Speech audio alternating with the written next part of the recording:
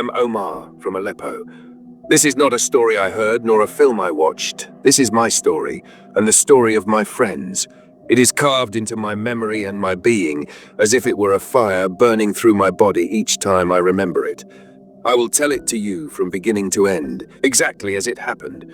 Because some wounds cannot be told in fragments, they must be opened all at once and left to bleed until the last drop of pain drains out. I was a student in the Faculty of Civil Engineering when my father decided that the time had come to leave.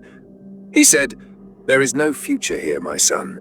Either death under the rubble or slow death from hunger and despair." A ticket to Germany through unofficial routes was the most expensive thing a family could ever save for. My father gathered everything he had, borrowed the rest, and handed me the money in a worn-out brown envelope. "Pray for us, my son," were his last words to me. At the assembly point on the outskirts of Istanbul, I met Ahmed, my childhood friend who had arrived a week earlier, along with two other young men. Ahmed, tall, strong, his smile never leaving his face, as if he hid behind it all our shared pains. And there was Yasser, quiet, religious, always holding his rosary beads and whispering prayers. And lastly, Nabil, young and naive, barely 20 years old, on his very first journey outside Aleppo. I looked at their exhausted faces, clinging to hope, and felt as if I were looking at myself in a broken mirror. We met the smuggler in an abandoned warehouse that smelled of oil and dampness. A thin man with sharp eyes, showing no trace of sympathy. He spoke in a businesslike tone. "The road is long. Turkey, then Bulgaria on foot through the forests, then Serbia, then Hungary, and finally Germany. Follow the guide's instructions and don't stray from the path. The Bulgarian forests are not friendly." We boarded a dark cargo truck packed with dozens of others. There were no windows, only tiny openings through which a thin thread of light and air crept in. In the darkness, our breathing became the soundtrack of that journey. Nabil trembled beside me, so I wrapped my arm around him. "We're all with you, Nabil," I whispered. After countless hours, the truck stopped abruptly. A scruffy man opened the door and whispered in broken English, "Get down quickly. This is Bulgaria. This is the guide." The guide was a hard-faced man who spoke only through gestures and a few Bulgarian words. He led us to the edge of a dense forest that looked like a black wall before us. He said one word, "Walk." And we entered the belly of darkness. The first 3 days in the forest were a nightmare of exhaustion and fear. We walked all day and hid among the trees or in small caves at night. My feet were bleeding inside my worn-out shoes, and our hunger was unbearable. We ate whatever kept us alive, some biscuits and nuts, and drank from streams we stumbled upon. One night, while we tried to light a small fire, we heard footsteps. We hid behind the roots of a giant tree. A group of armed men passed just meters away. Our breaths froze in our chests. Yasser grabbed my hand. It was cold and sweaty. He whispered, "Ask God for forgiveness, boys." They passed like ghosts and didn't notice us. We thought the danger had passed. We were wrong. On the fourth day, while crossing a very dense area, the guide got lost. We didn't notice at first until we realized we were walking in circles. Ahmed tried climbing to higher ground to see the path, but the trees were woven together like a ceiling that let no light through. Panic crept into our hearts. Suddenly, we heard a sharp whistle. They emerged from between the trees like wolves. 10 men, faces masked, carrying knives and clubs. They surrounded us from every direction. Ahmed tried to resist, but a hard blow to his head knocked him to the ground. Nabil screamed. One of them slapped him silent. Their leader's voice was rough as he said in broken Arabic, "Welcome guests, we are your new family now." They tied our hands behind our backs, blindfolded us and drove us like cattle. We did not know where we were going. After a long walk, I felt us descending, then entering a damp place smelling of mold and wet earth. When they removed the blindfolds, we found ourselves in an underground cellar lit by a single flickering candle. The walls were cold stone, the floor dirt. It was a tomb for the living.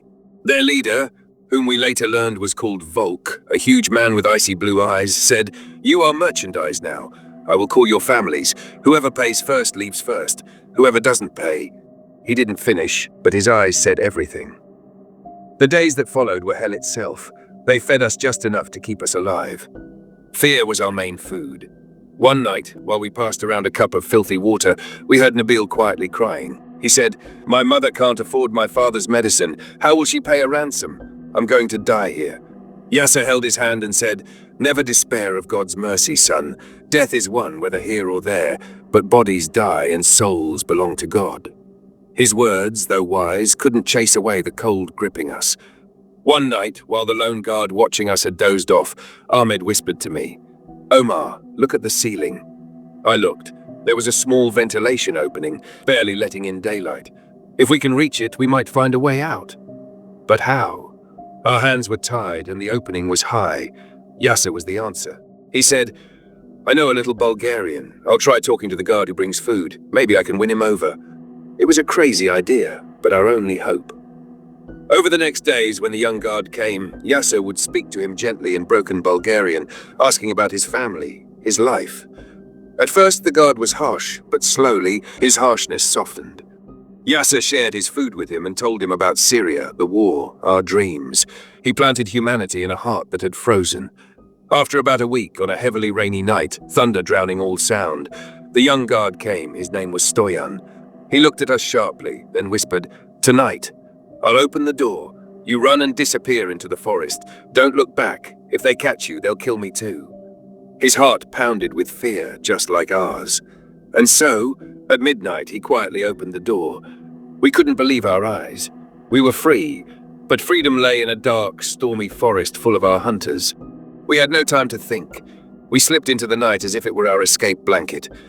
Rain poured heavily, wind howling through the trees. We ran like never before.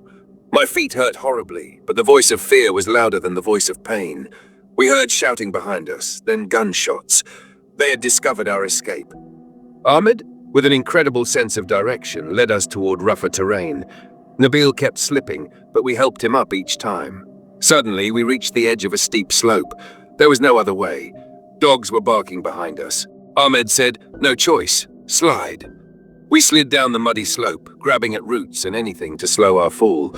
Rocks and roots tore at my body, but I felt no pain. At the bottom, a river raged from the rain.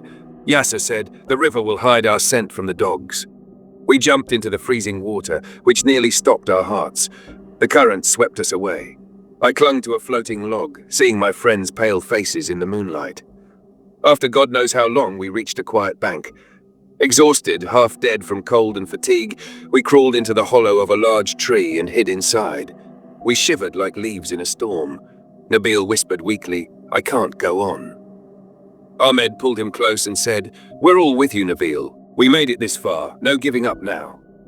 We stayed inside that tree for 2 full days, recovering, eating berries Yasser picked and assured us were edible.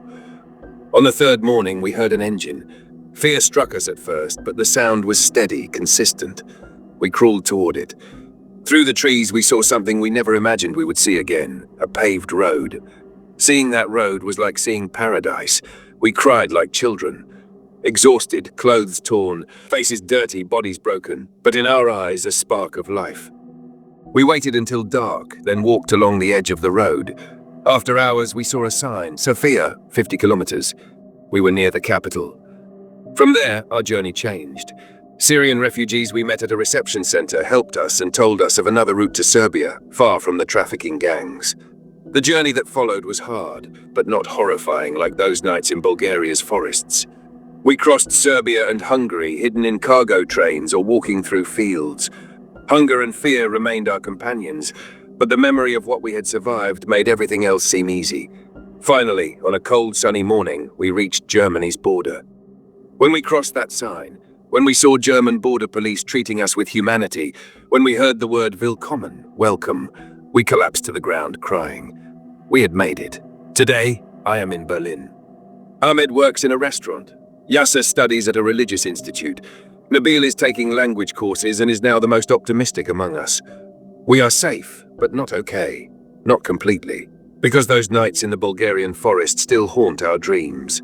The voice of Volk, the cold of the cellar, the dampness of the forest, the smell of fear, they cling to us still.